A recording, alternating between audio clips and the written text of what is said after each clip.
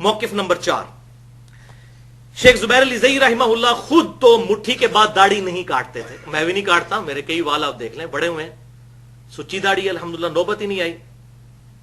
خود نہیں کاٹتے تھے، لیکن مٹھی کے بعد داڑھی کاٹنے کے جواز پر فتویٰ دیتے تھے اور اجماع صحابہ سمجھتے تھے، اور بالکل ٹھیک ہے،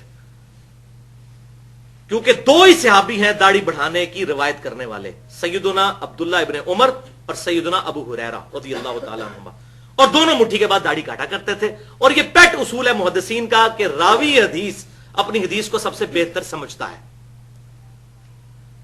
یہ سوال کو ایک تو میں نے اڑایا تھا، یہ پھر سوال لکھا گیا تو مٹھی کے بعد داڑھی کاٹنا کیسا ہے؟ بھائی یہ صحابہ کرام سے ثابت ہے، صحابہ عبداللہ بن عمر رضی اللہ تعالیٰ کو صحابہ کرام سے، تو یہ جائز ہے. اگر کسی کو دل نہیں مانتا تو مرضی کرے، نہ کاٹنا بہتر ہے. کینچی ہم تو نہیں لگاتے، لیکن کوئی اگر ایک مٹھی سے زیادہ کاٹ لیتا ہے تو صحابہ کے آثار کی وجہ سے جائز ہے، اور صحابہ یہ راویان حدیث میں سے تھے عبداللہ بن عمر رضی اللہ عنہ. اور یہاں پر دو موقف ہیں. ایک موقف ہے کہ کینچی لگانا حرام ہے، یہ ہندوستان کے اس 100 سال 14ویں صدی کے علماء نے یہ مسئلہ بنایا ہے، یہ پہلے کوئی مسئلہ نہیں تھا. ایک مسئلہ یہ ہے کہ ایک مٹھی سے زیادہ کاٹنا واجب ہے، یہ مسئلہ شیخ البانی نے بنایا ہے، یہ پہلے بھی کوئی نہیں. یہ دونوں مسئلے غلط ہیں، شیخ البانی کا بھی اور یہ ہمارے کچھ استادوں کا بھی. صحیح مسئلہ یہ ہے کہ جائز ہے کوئی کاٹ لیتا ہے ایک مٹھی سے زیادہ، اور نہ کاٹے یہ بہتر ہے. اور اگر وہ تھوڑی تھوڑی اس کی ہے تو بھی فاسق ہے. اگر ایک مٹھی سے زیادہ کٹاتا ہے تو پھر نماز ہو جاتی ہے. یہ مسئلہ اجتہادی ہے، صحابہ کرام ثابت ہے، فاسق فاجر نہیں ہوتا. صحابہ سے ثابت ہے، ہاں صحابہ کرام سے ثابت ہے، تابعین سے بھی ثابت ہے، اور بغیر اختلاف کے ثابت ہے. کسی ایک نے انکار نہیں کیا. میں کہتا ہوں اجماع ہے، یہ اجماع ہے. اس بارے میں یہ دو موقف غلط ہے. ایک ہمارے استاد جو ہے نا، میرے کئی استاد ارے حدیث علماء جو کہتے ہیں داڑھی کو کینچی لگانا حرام ہے، یہ بھی غلط ہے. اور شیخ البانی جو کہتے ہیں کہ ایک مٹھی سے کاٹنا واجب ہے، ضروری ہے. یہ دونوں غلط ہے. بہتر یہ کینچی نہ لگائے، اگر کوئی لگا لیتا ہے ایک مٹھی سے زیادہ تو جائز ہے. تو شیخ صاحب قائل تھے اس بات کے، اگرچہ وہ ایک بات کہتے تھے کہ مٹھی کے بعد داڑھی نہ کاٹنا افضل ہے، خود نہیں وہ کاٹتے تھے، میں بھی نہیں کاٹتا، بل اس معاملے میں مجھے ان سے اختلاف ہے. میں یہ کہتا ہوں جو یہ سمجھتا ہے کہ نبی صلی اللہ علیہ وسلم نے نہیں کاٹی اس لیے میں نہیں کاٹتا، اس کے لیے وہ افضل ہے.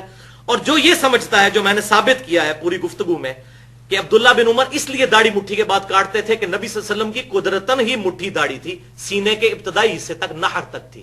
جو شمائل ترمذی میں دنیا میں ایک ہی حدیث ہے، اس میں نحر کے الفاظ ہیں، تو نحر تک مٹھی بنتی ہے.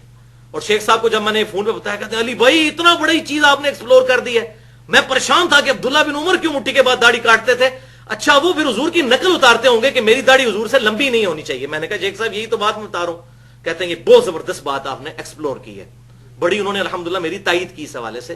اور میں نے اس پہ پورا لیکچر دیا ہے مسئلہ نمبر 33 کے نام سے، داڑھی کی اہمیت اور اس کی مقدار کے صحیح احکام و مسائل. 1 گھنٹے کی گفتگو ہے داڑھی کے حوالے سے، الحمدللہ ایک ایکسکلوسیو وہ لیکچر ہے اس حوالے سے. بہرحال شیخ البانی کا نظریہ جو ہے وہ بہت سخت ہے. وہ کہتے ہیں مٹھی کے بعد داڑھی رکھنا حرام ہے. اب لینا اپنے بزرگوں کی بھی خبر. زبیر علی زئی صاحب کے تو سارے پیچھے پڑ گئے کہ انہوں نے کہا جائز ہے. تو شیخ البانی جو مفتی اعظم سعودی عرب، محدث اعظم سعودی عرب رہے ہیں، وہ تو کہتے ہیں مٹھی کے بعد داڑھی کاٹنا واجب ہے. ان کی نیٹ پہ تصویریں رکھی ہیں، مجھ سے چھوٹی داڑھی ہے ان کی، جن کو کہتے ہیں البانی رحمہ اللہ. تو ان کا تو یہ موقف تھا، تو وہ دوسری ایکسٹریم پہ چلے گئے. تو درمیان کا راستہ وہی ہے جو شیخ صاحب نے الحمدللہ اس حوالے سے اختیار کیا. اور یہاں پہ میں کڑوی بات کر دوں، مٹھی کے بعد داڑھی تو نہیں کاٹتے، پھر داڑھی کو گرا دینی شروع کر دیتے ہیں ایسے ایسے تاکہ چھوٹی نظر. ہمارے جیلم میں کتنے علماء ہیں، ان کی داڑھی اگر کھولی جائے نا تو ناف سے نیچے جاتی ہے، وہ ساری انہوں نے اندر لپیٹی ہوتی ہے. تو یہ یاد رکھیے گا بھائیو، سنن نبی داؤد میں انٹرنیشنل نمبر کے مطابق 36 نمبر حدیث ہے، اور مشکات میں 351 نمبر حدیث ہے، سنن نسائی میں موجود ہے. شیخ البانی بھی صحیح کہتے ہیں، شیخ زبیر علی زئی صاحب بھی اس پہ صحت کا حکم مشکات میں لگایا 351 نمبر حدیث پہ، کہ آپ صلی اللہ علیہ وسلم نے ارشاد فرمایا محمد صلی اللہ علیہ وسلم اس سے بری ہیں جو اپنی داڑھی کو گرا لگاتا ہے. یہ گرا ہی ہے نا جی، گرا یہ نہیں ہے کہ جیسے آپ نے اس طرح گرا لگانی ہے، گرا مراد ہے اس طریقے سے کٹھی کرنا، ایسے ایسے کر کے، یہ معاذ اللہ استغفر اللہ. تو اس سے بہتر آپ مٹھی کے بعد کاٹ لیں. اس پہ تو نص موجود ہے کہ یہ حرام ہے، اور وہاں الحمدللہ صحابہ کا اجماع موجود ہے. اور شیخ صاحب کے الفاظ ہیں ویڈیو میں، اجماع ہے، واقعی اجماع ہے. جب صحابہ کی مخالفت نہیں آئے گی تو اجماع تصور ہوگا. صحابی کے کسی عمل پر کوئی صحابی اختلاف کرے گا نا پھر ہم کہیں گے، ورنہ تو جو تراویح کی جماعت ہے آپ صلی اللہ علیہ وسلم سے 3 دن کے بعد تو ثابت نہیں، بلکہ آپ تو اتنے سخت ناراض ہوئے اور کہا کہ گھر جا کے پڑھو. تو آپ کو یہ کہ سیدنا عمر نے بدعت شروع کروائی معاذ اللہ. تو صحابہ کا فہم جو ہے وہ نبی صلی اللہ علیہ وسلم کی احادیث کا دی بیسٹ فہم ہے. تو اکثر شیخ صاحب ایک جملہ بولتے تھے کہ 14ویں صدی کے علماء کا فہم نہیں ماننا، صحابہ تابعین اور تبع تابعین کا فہم ماننا ہے. الحمدللہ. صحیح بخاری اور مسلم کی متفق علیہ حدیث ہے کہ امام کائنات صلی اللہ علیہ وسلم نے فرمایا کہ داڑھیوں کو معافی دو، واعفوا اللحا، داڑھیوں کو معافی دو اور مونچھیں پست کرو اور مشرکین کی مخالفت کرو. یہ حدیث نمبر ہے 5892. نمبر میں اس لیے ساتھ بتا رہا ہوں انٹرنیشنل کیونکہ یہ کریٹیکل ہے. اس کے ساتھ ہی اسی سند پہ عبداللہ بن عمر رضی اللہ تعالیٰ عنہ کا عمل بھی لکھا ہوا ہے. یہ تعلیقاً نہیں ہے، سند کے ساتھ ہے کہ عبداللہ بن عمر رضی اللہ تعالیٰ عنہ حج اور عمرے کے موقع پر اعلانیہ پبلکلی، حج اور عمرے پہ تو سارے اکٹھے ہوئے ہوتے ہیں نا، اور مجھے تو خوشی ہے کہ حج عمرے پہ یہ کام کرتے تھے تاکہ کوئی چھپ کے کیا ہے تو پتہ ہی نہیں چلا. حج عمرے پہ کرتے تھے، 40,000 صحابہ زندہ تھے، کسی نے نہیں ان پہ بدعت کا فتویٰ لگایا، ورنہ ہماری کتابوں میں آ گیا ہوتا. حج اور عمرے کے موقع پر وہ مٹھی کے بعد داڑھی یوں مٹھی پکڑتے داڑھی کی اور مٹھی کے بعد داڑھی کاٹ دیتے. آپ یہ نہ سمجھے میں کاٹتا ہوں، الحمدللہ میری سچی داڑھی ہے، مجھے ضرورت ہی نہیں کاٹنے کی. 34 سال کی عمر میں بھی داڑھی اتنی ہے کہ سچی داڑھی الحمدللہ. بال جو ہیں وہ مٹھی سے بڑے ہوئے ہیں، یہ دیکھ لیں کتنے بڑے ہوئے ہیں، لیکن ضرورت نہیں پڑتی کاٹنے کی. اگر کوئی ایسی داڑھی ہو کہ جس کو دیکھ کے لوگ گھن کھائیں تو اس میں تو میں ضرور کاٹتا، پھر اس کو سنت کے مطابق کرتا، تاکہ داڑھی کی عظمت لوگوں کے دلوں میں یہ نہیں ہے کہ ایک پوچھل یہاں سے لٹکی ہوئی ہے اور پاکی پلیتی کا دھیان کرنا بھی مشکل ہو گیا. یہ داڑھی سے نفرت دلانے والی بات ہے، یہ صرف بے سمجھی ہے. وہ آگے آ جائیں گی حدیثیں. آج تو میں یہ بھی کلیئر کروں گا کہ حضور کی اپنی داڑھی کتنی تھی. جو جھوٹ بولا جاتا ہے کہ سینہ تک بڑھتی تھی، وہ بھی آج آ جائے گا انشاءاللہ تعالی. تو حج اور عمرے کے موقع پر وہ یہ کام کرتے تھے، کاٹ دیتے تھے. اور مٹھی یہ ہوگی، یہ بات جدید مولویوں نے کہا جی مٹھی یہ ہے. یہ مٹھی بھائی میرے، یہ مٹھی بہت بعد میں آئی ہے، ایسے 200-250 سال پہلے کہ 2 مٹھیاں جوڑی جائیں تو 1 فٹ بنتا ہے. یہ ڈکشنری کی مٹھی بعد میں آئی ہے. یہ صحابہ کے فرشتوں کو بھی نہیں پتا کہ یہ مٹھی بعد میں کسی نے بنانی ہے. یہ مٹھی نہیں ہے. مٹھی میں داڑھی پکڑتے ہیں، جب پکڑنا ہے تو ایسے کر کے پکڑنا ہے، یوں یہ پکڑنا ہے، یہ پکڑ کے وہ کاٹا کرتے تھے. یہ صحیح بخاری میں موجود ہے حج اور عمرے کے موقع.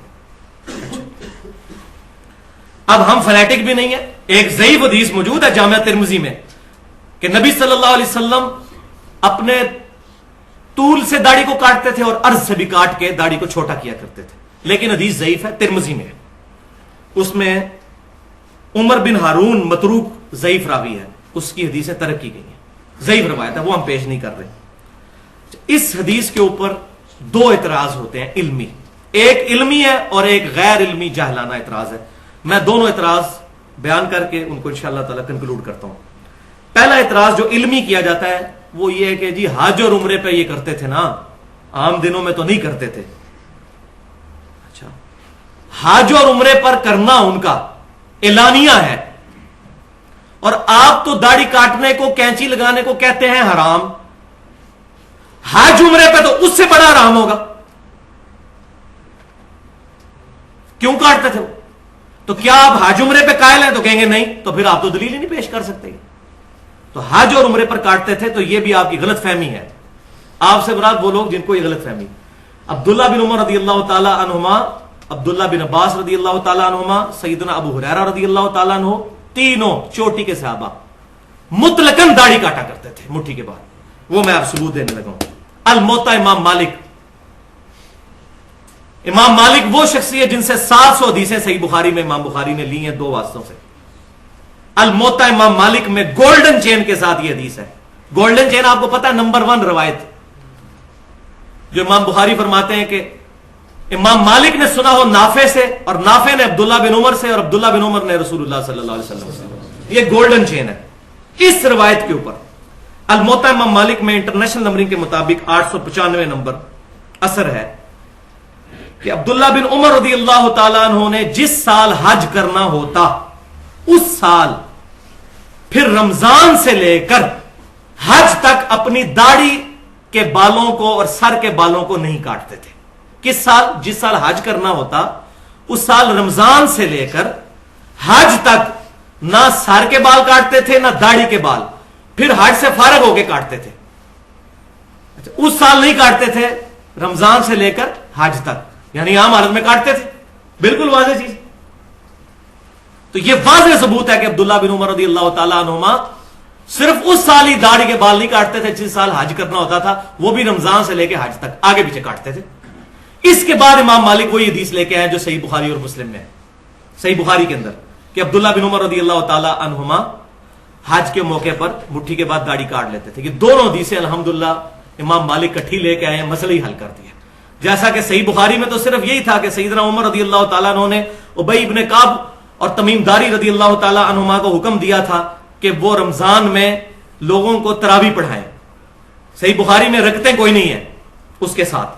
الموطا امام مالک میں یہ روایت لے کے امام مالک نے اگلی روایت پھر لی ہے کہ ان کو حکم دیا کہ 11 رکعتیں پڑھائیں، 8 رکعت تراویح اور 3 وتر۔ تو یہاں بھی امام مالک نے امت پہ احسان کیا ہے، دونوں چیزیں جمع کر کے مسئلہ ہی حل کر دیا۔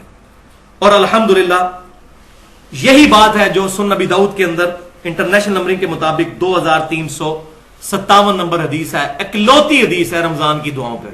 اس کے علاوہ رمضان کی کوئی دعا ثابت نہیں ہے صحیح سند کے ساتھ، یہ اکلوتی حدیث ہے کہ عبداللہ بن عمر رضی اللہ تعالی عنہما رمضان میں جب روزہ افطار کرتے تو پڑھتے ذهب الظمأ وابتلت العروق وثبت الاجر انشاءاللہ۔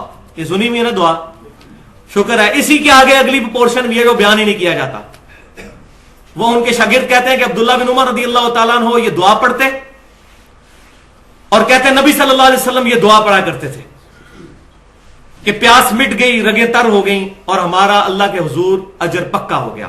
اور پھر ساتھ ہی وہ راوی کہتے ہیں کہ ایک یہ کام میں نے عبداللہ بن عمر کو کرتے ہوئے دیکھا اور دوسرا میں نے یہ دیکھا کہ عبداللہ بن عمر مٹھی کے بعد داڑھی کاٹ دیا کرتے تھے۔ اس میں حج عمرے کا ذکر نہیں ہے، مٹھی کے بعد داڑھی کاٹ دیا کرتے تھے۔ یعنی انہوں نے کہا کہ میں نے یہ دو عمل عبداللہ بن عمر کو کرتے ہوئے دیکھے ہیں، ایک یہ دعا پڑھتے ہوئے، اب کوئی اس حدیث کو ضعیف کرنے کی کوشش کرے نا دعا ہی فارغ ہو جائے گی، وہ کہیں نہیں کرے گا۔ شیخ البانی بھی صحیح کہتے ہیں، شیخ زبیر علی زئی صاحب بھی صحیح کہتے ہیں، دنیا کا کوئی محدث جرت ہی نہیں کر سکتا اس حدیث کو ضعیف کہنے کی۔ الحمدللہ یہ والا مسئلہ بھی کلیئر ہو گیا۔ بلکہ شیخ زبیر علی زئی صاحب کی تو ویڈیوز انٹرنیٹ پہ پڑی ہوئی ہیں، انہوں نے تو بالکل صحیح بات، ننگی بات کر دی ہے کہ صحابہ کا اجماع ہے کہ مٹھی کے بعد داڑھی کاٹنا جائز ہے۔ اجماع انہوں نے لفظ استعمال کیا، واقعی اجماع ہے، مخالفت پہ کوئی بات ہی نہیں ملتی۔ جب مخالفت نہیں ہوگی تو اجماع تصور ہوگا۔ تو دوسرا اعتراض ہے غیر علمی اور جاہلانہ اعتراض۔ اب چونکہ وہ اعتراض ہے، اب کیا کریں؟ اعتراض کو تو پھر دور کرنا ہے کہ جی یہ تو عبداللہ بن عمر کا ذاتی عمل ہے، یہ معاذ اللہ عبداللہ بن عمر نے بعد میں حضور کے یہ بدعت کر دی، نبی صلی اللہ علیہ وسلم تو ثابت تو نہیں ہے۔ ہم نے تو دیکھنا ہے نبی صلی اللہ علیہ وسلم نے کیا کیا، عبداللہ بن عمر نے ان کے اگر خلاف کیا ہے تو یہ خلاف کا ڈیسیژن آپ کریں گے؟ پورے 1400 سال میں، یہ 14ویں صدی کے مولویوں سے پہلے کسی محدث نے کہا کہ عبداللہ بن عمر نے خلاف سنت کام کیا؟ چیلنج ہے میرا، پیش کریں۔ حدیث کے بڑے بڑے امام گزرے ہیں، وہ تو اس کو فہم سمجھتے ہیں عبداللہ بن عمر کا، کہ انہوں نے تو صحیح فہم استعمال کیا کہ عبداللہ بن عمر رضی اللہ تعالیٰ عنہ صحابی ہیں، ان کا عمل بھی ہمارے لیے حجت ہے۔ ہاں اگر ان کا عمل نبی صلی اللہ علیہ وسلم سے ٹکرائے گا اور باقی صحابہ بھی یہ بات کہہ دیں گے کہ یہ عمل ان کے خلاف ہے تب ہوگا، ورنہ آ جائے پھر میدان میں پھکی بھی لے لیں۔ اس کا جواب میں نے پھر دینا دو پھکیوں کے ذریعے۔ پہلی پھکی یہ ہے کہ نبی صلی اللہ علیہ وسلم نے کتنے دن تراویح جماعت سے پڑھی ہے؟ 3 دن، صحیح بخاری اور مسلم میں تمام ذخیرہ حدیث میں موجود ہے۔ اب جو چوتھے دن پڑھے گا وہ نبی صلی اللہ علیہ وسلم کی سنت پہ تو عمل نہیں کر رہا، لہٰذا سعودی عرب میں، مکہ مدینہ میں بھی یہ 3 دن کے بعد تراویح ختم کروائی جائیں، پاکستان میں بھی ختم کروا دی جائیں، کیونکہ نبی صلی اللہ علیہ وسلم تو ثابت نہیں ہے۔ اور نہیں جی حضرت عمر نے، وہ ابو بکر صدیق سے بھی ثابت نہیں رضی اللہ تعالیٰ، حضرت عمر کے بھی شروع کے سالوں میں نہیں ہے، وہ صحیح بخاری اور مسلم میں موجود ہے، کچھ سال گزرنے کے بعد انہوں نے یہ کام شروع کیا۔ نہیں جی حضرت عمر، تو حضرت عمر کدھر آ گئے جی بیچ میں؟ آپ حضرت عمر کے جا کے آپ دامن میں پناہ لے رہے ہیں۔ اب کہاں گیا مسئلہ کہ نبی صلی اللہ علیہ وسلم کا عمل ہم نے دیکھنا ہے تو بند کروائیں۔ جو چندے اکٹھے کرتے ہیں رمضان کے اندر 27 دن چندے اکٹھے کرنے ہوتے ہیں نا، تو بند کروائیں، 3 دن کے بعد تراویح تالا لگائیں مسجدوں کو، فرض نماز کے بعد بند کروائیں۔ انہیں جی صحابہ کا عمل ہے۔ اور بھائی اب آپ کو بات سمجھ آئے گی کہ صحابہ کرام کا اگر اجماع ہو جائے اور صحابہ میں اختلاف نہ پایا جاتا ہو، وہ عمل اسی طریقے سے حجت ہے جس طرح کہ نبی صلی اللہ علیہ وسلم کا اپنا عمل ہے۔ کسی بھی صحیح حدیث سے یہ ثابت نہیں کہ نبی صلی اللہ علیہ وسلم نے ظہر کی 4 رکعتیں ایک سلام سے پڑھی ہوں، آپ 2 سلام سے پڑھتے تھے، 2 الگ 2 الگ۔ یہ صحابہ سے ثابت ہے ایک سلام سے پڑھنا، ہم اسی لیے جائز سمجھتے ہیں۔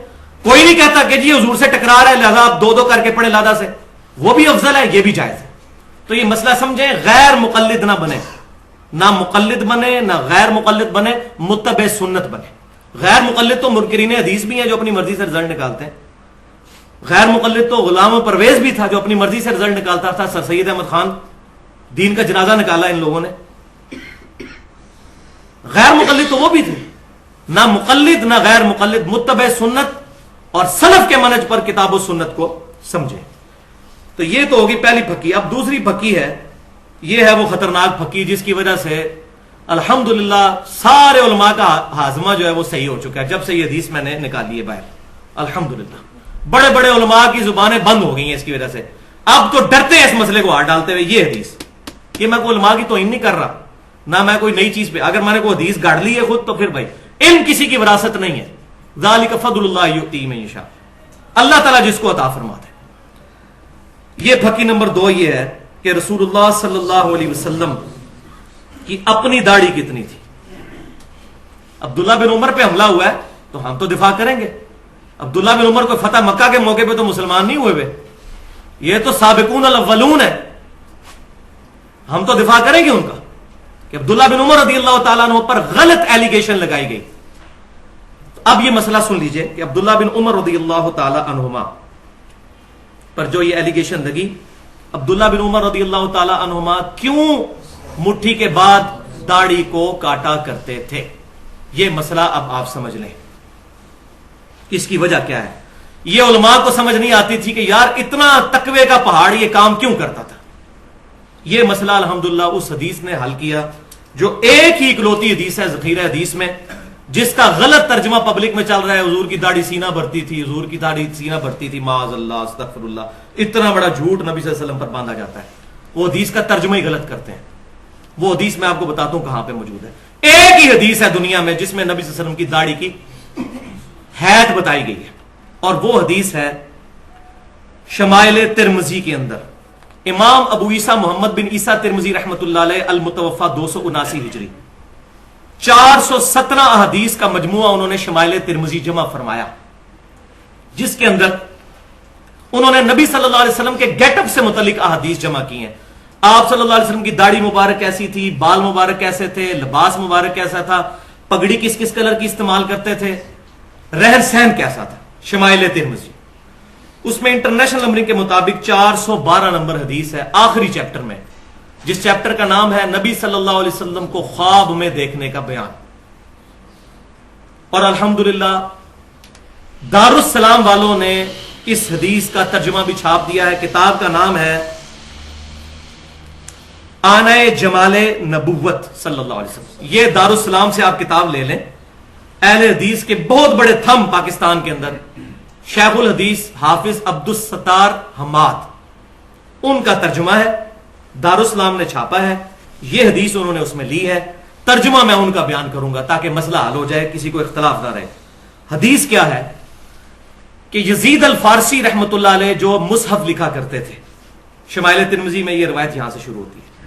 وہ ایک دن عبداللہ بن عباس رضی اللہ تعالیٰ عنہ کے پاس آئے اور کہنے لگے کہ میں نے نبی صلی اللہ علیہ وسلم کو خواب میں دیکھا ہے. تو عبداللہ بن عباس رضی اللہ تعالیٰ عنہ نے فوراً فرمایا کہ بیان کرو، کیونکہ میں نے نبی صلی اللہ علیہ وسلم سے یہ بات سنی. اور کیا سنا؟ وہ بخاری اور مسلم میں بھی ہے کہ جس نے خواب میں مجھے دیکھا اس نے مجھے کو دیکھا. میری شکل میں شیطان نہیں آ سکتا جو میری شکل اپنی ہے. تو اس تابعی نے پھر وہ ڈیٹیل سے خواب بیان کی اپنی. اس خواب کے اینڈ پہ عبداللہ بن عباس رضی اللہ تعالیٰ عنہ نے مور لگائی اور فرمایا کہ جو تو نے خواب بیان کیا اگر تو اپنی زندگی میں بھی نبی صلی اللہ علیہ وسلم کو دیکھتا تو اس سے مختلف نہ پاتا. ایگزیکٹ یہی حلیہ نبی صلی اللہ علیہ وسلم کا تھا. یہ وہ حدیث ہے جس کی وجہ سے وہ داڑھی والے مسئلے میں کہتے ہیں سینہ بھرتی تھی، وہ ترجمہ غلط کرتے ہیں. ترجمہ انہوں نے صحیح کیا دارالسلام والوں نے الحمدللہ. وہ حدیث میں بیان کرتا ہوں. انہوں نے کیا کہا؟ انہوں نے کہا کہ میں نے نبی صلی اللہ علیہ وسلم کو دیکھا، آپ کا قد مبارک نہ بہت لمبا تھا نہ بہت چھوٹا بلکہ درمیانہ تھا. آپ صلی اللہ علیہ وسلم کا رنگ مبارک نہ بہت سفید تھا نہ بہت سیاہ تھا بلکہ گندمی مائل سفید تھا اور سرخ تھا. اور آپ صلی اللہ علیہ وآلہ وسلم کی آنکھیں مبارک سرمگی تھیں. آپ صلی اللہ علیہ وسلم کا چہرہ مبارک خوبصورت اور گول تھا. آپ صلی اللہ علیہ وآلہ وسلم کی داڑھی مبارک انتہائی گھنی اور پورے چہرے پر پھیلی ہوئی تھی اور سینے کے اس حصے تک تھی جس کو نحر کہتے ہیں. یہ نحر عربی زبان کا لفظ مان, نحر. جائیں عربی کی ڈکشنری کھولیں, نہر کسے کہتے ہیں؟ نہر کہتے ہیں اس ہڈی کو جو یہ ہڈی یہاں سے شروع ہو کے شولڈر تک جاتی ہے, اس تک. یہ نہر آپ کرتے ہیں نا اونٹ کو بھی, تو نہر یہاں کرتے ہیں, اس کو پیٹ میں چلاتے ہیں, سینے میں, گردن میں.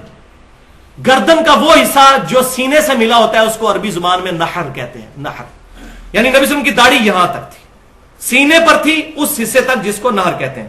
میری بھی تقریباً ادھر تک پہنچ چکی ہے نہر. یہ نرم حصہ جہاں سے ختم ہوتا ہے اور یہ ہڈی شروع ہوتی ہے, یہ نہر. نہر. اور الحمدللہ ترجمہ دارالاسلام نے بالکل صحیح کیا ہے کہ نبی صلی اللہ علیہ وسلم کی داڑھی مبارک گنجان, چہرہ مبارک کا احاطہ کیے ہوئے اور سینے کے ابتدائی حصے پر پھیلی ہوئی تھی. سینے کے ابتدائی حصے, یہاں سے سینہ شروع ہوتا ہے, ناف تک رہتا ہے سینہ, یہ ابتدائی حصہ ہے, آخری حصہ ناف ہے, یہاں تک پھیلی تھی. اللہ تعالیٰ جزائے خیر دے, بالکل صحیح ترجمہ کیا. جا کے ڈکشنری دیکھ لیں نہر. اس حدیث کو پڑھنے کے بعد یہ ہے جس کا غلط ترجمہ کیا, سینہ بڑھتی تھی, اور کوئی کہتا ہے ناف سے نیچے تھی. معاذ اللہ, اتنی توہین کرتے ہیں. نبی صلی اللہ علیہ وسلم کی شکل مبارک ایسی ہوگی کہ لوگ دیکھ کے گھین کھا جائیں. اٹریکٹفل پرسنالٹی تھی آپ صلی اللہ علیہ وسلم کی. یہ نہیں ہے کہ جناب وہ بالکل جا رہی ہے, پاکی پلیدی کا بھی دھیان نہیں ہے, ایسی نہیں تھی داڑھی مبارک. جھوٹ. نہر, یہ نہر تک تھی. ہاں یہ تھی کہ وہ گنجان تھی نہر تک. اب یہ دیکھیں ذرا, یہ میرا اجتہاد ہے جس پہ علماء پریشان ہے. یہاں رکھیں مٹھی اور یہ داڑھی دیکھیں بالکل نہر پہ آتی ہے. تو عبداللہ بن عمر رضی اللہ تعالیٰ عنہ مٹھی کے بعد داڑھی اس لیے کاٹتے تھے کہ اپنی داڑھی کو حضور کی طرح کرنے کی کوشش کرتے صلی اللہ علیہ وسلم. کیوں؟ یہ وہ شخص ہے جس نے صحیح بخاری اٹھا کے دیکھیں, حج کے سفر کے دوران وہاں سواری بٹھائی جہاں نبی صلی اللہ علیہ وسلم بٹھاتے تھے, وہاں پیشاب کیا جہاں نبی صلی اللہ علیہ وسلم پیشاب کرتے تھے, وہاں بیٹھ کے کھانا کھاتے تھے جہاں نبی صلی اللہ علیہ وسلم کھانا کھاتے تھے. ایک ایک چیز کو کاپی کرتے تھے. اسی طریقے سے وہ داڑھی کو بھی کاپی کرتے تھے کہ میری داڑھی نبی صلی اللہ علیہ وسلم کی طرح نظر آنی چاہیے, اس لیے وہ مٹھی کے بعد داڑھی کاٹ دیا کرتے تھے. الحمدللہ یہ صدیوں سے مسئلہ جو تھا یہ ریزالو ہوا ہمارے اس اجتہاد کے ساتھ, اور الحمدللہ یہ جب چیز سامنے آئی ہے اب کسی کی جرت نہیں کہ اس کا کوئی علمی جواب دے سکے. الحمدللہ. تو لیکن یہ فرقہ واریت سے بالا تر ہو کر چیزوں کو سننا چاہیے. داڑھی کو مذاق نہ بنائیں. میں نہیں کاٹتا مٹھی کے بعد, دیکھ لیں میرے بات, لیکن میں مسئلہ غلط, میں پینٹ نہیں پہنتا لیکن جائز سمجھتا ہوں اس کو. اپنا کرنا نہ کرنا اور چیز ہے, لیکن شرعی فتویٰ نہیں لگے گا. لہذا یہاں پہ یہ بات یاد رکھیں کہ دونوں موقف ایکسٹریم پہ ہیں. پینڈولم کی دو ایکسٹریم ہے. ایک شیخ البانی کا موقف ہے. شیخ البانی یہ کہتے ہیں کہ مٹھی کے بعد داڑھی کاٹنا واجب ہے, جو کاٹتا نہیں وہ حرام کا مرتکب ہے. آپ انٹرنیٹ پہ شیخ البانی کی تصویریں پڑی ہوئی ہیں, میرے سے بھی چھوٹی داڑھی تھی ان کی. جو صحیح الالبانی, حسن الالبانی, البانی سارے کر رہے ہوتے ہیں پاکستان میں, ان کی اپنی داڑھی کتنی تھی ذرا دیکھیں. اور وہ کوئی شاگرد جس کی داڑھی لمبی ہوتی تھی مٹھی کے بعد پکڑ کے وہ ضرور کٹوا دیا کرتے تھے اور کہتے تھے واجب ہے کاٹنا. یہ ایک ایکسٹریم ہے, میں نہیں اس کو صحیح سمجھتا. دوسری ایکسٹریم وہ ہے جو 14ویں اور 15ویں صدی کے پاکستانی مولویوں کی, انڈیا کے مولویوں کی ہے, جو کسی سے بھی نہیں ثابت, پہلے 1400 سال میں کسی سے نہیں ثابت کہ جی مٹھی کے بعد داڑھی کاٹنا حرام ہے. کسی نے نہیں لکھا. یہ 14ویں صدی کی پیداوار ہے مسئلہ. ہے تو نکالیں. اچھا جی وہ کہتے ہیں جی آپ نکالیں سلف سے ثابت ہو کاٹنا, تو عبداللہ بن عمر سے بڑا سلف کون ہے بھائی؟ ہمارا تو سلف موجود ہے مونڈ, اور میں نے پورے دلائل دے دی. آپ ذرا دکھائیں کوئی ایک صحابی جس نے یہ کہا ہو کہ مٹھی کے بعد داڑھی کاٹنا حرام ہے. کسی نے عبداللہ بن عمر کو ٹوکا ہو تو واف اللحا کی تفسیر عبداللہ بن عمر ہی بتائیں گے جو حدیث کے راوی ہیں رضی اللہ تعالی عنہما, اللہ کی کروڑوں رحمتیں ہوں ان پر. اب تیسرا مسئلہ اس کے اندر, دو میں نے ایکسٹریم بتا دی کہ کاٹنا حرام اور ادھر کاٹنا واجب. تیسرا درمیان کا راستہ ہے, وہ یہ ہے کہ مٹھی کے بعد اگر کوئی داڑھی کاٹ لیتا ہے تو یہ جائز ہے. وہ میں نے سارے دلائل دے دیے. یہ مسئلہ بھی اجتہادی ہے. اگر وہ عبداللہ بن عمر کی طرح کاٹتا ہے تاکہ اپنی داڑھی کو حضور صلی اللہ علیہ وسلم کی طرح کرے تو اس کے لیے وہ افضل ہوگا کہ مٹھی کے بعد داڑھی کاٹے, اس کے لیے وہ افضل. یہ جو مشہور کیا ہے جی کوئی نہ, جو بعض لوگ جس طرح شیخ زبیر علی زئی صاحب کا موقف ہے, میں ان کے ساتھ نہیں اس مسئلے پہ ایگری کرتا.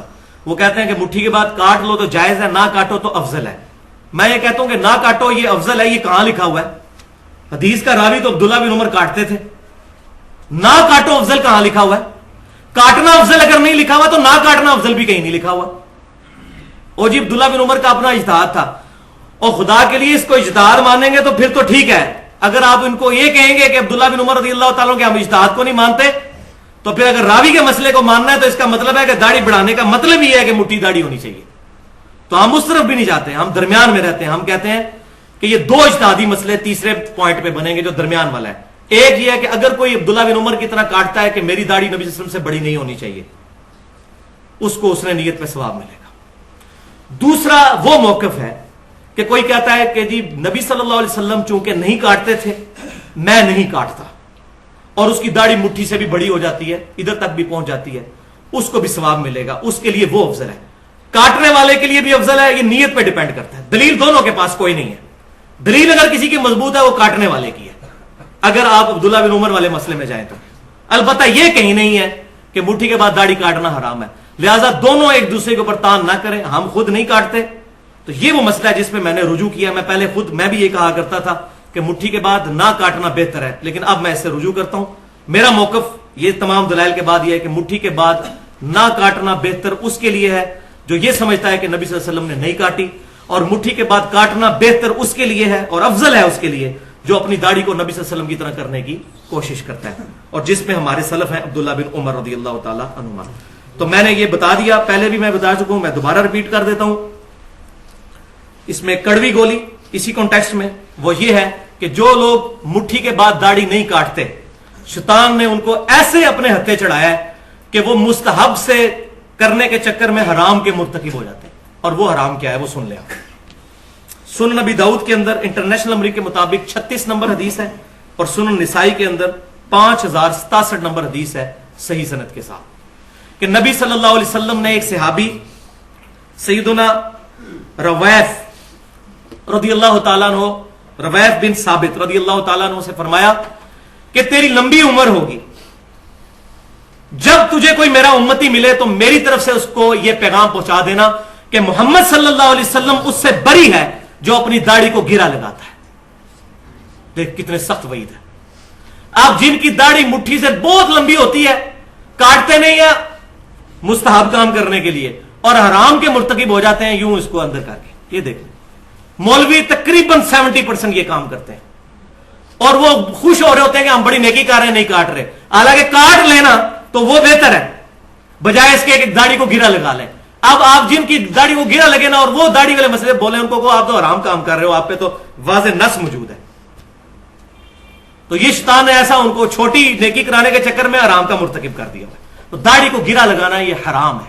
तो अगर आप ये दाढ़ी को गिरा क्यों लगा रहे हैं? वो खुद भी चाहते हैं कि दाढ़ी खूबसूरत नजर आए, ठीक है। यही तो हम कहते हैं भाई। अब ये नहीं है किसी की ये पूछल लमकी हुई है इधर और वो इस तरह ही छोड़ देता है। बराबर कर लें यार, मुट्ठी से ज्यादा रख लें, लेकिन दाढ़ी बराबर तो रखें। ऐसी दाढ़ी ना होगा देख के लोग घिन खा लेंगे, ये पता नहीं कौन बंदा आ गया। लेकिन इसमें यह भी बात याद रखिए, जो लोग बावजूद इसके ये काम नहीं करते उनके बारे में भी नफरत दिल में ना रखें।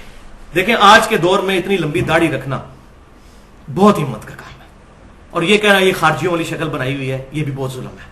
देखें ये जो कुछ उन्होंने किया उनके पीछे भी मोहब्बत कार फरमा है। उन बेचारों को पता नहीं, इल्मी कमजोरी है, कोई चीज उनको बता दें ऐसा तरीके के साथ, लेकिन बदगुमानी ना करें।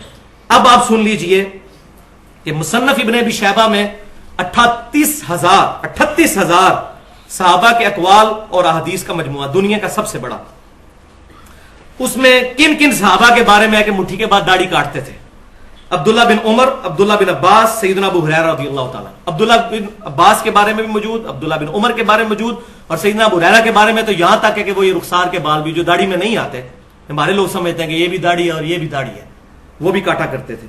और ताबईन में से इब्राहिम नखी और कासिम बिन मोहम्मद बिन अबी बकर, बुखारी मुस्लिम के रावी, हजरत अबू बकर सिद्दीक रज़ियल्लाहु ताला अन्हु के पड़पोते, ये सारा काम वो किया करते थे।